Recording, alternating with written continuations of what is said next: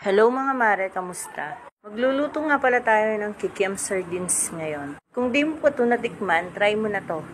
Ito nga pala ang mga gagamitin natin sa pagluluto ng kikiam sardines. Siyempre, sardinas, harina, paminta, at gumamit nga pala ako ng ginisa mix.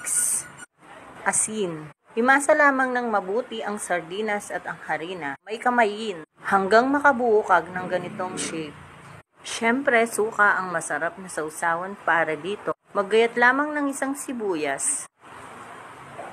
Kung gusto mo naman na medyo maanghang ang sausawan mo, pwede kang maglagay ng sili. At siyempre, ang suka. At siyempre, lutuin na natin ang kikiam. Hintayin lamang na maging golden brown. And make sure na lutong-luto ang loob niya. Thank you for watching!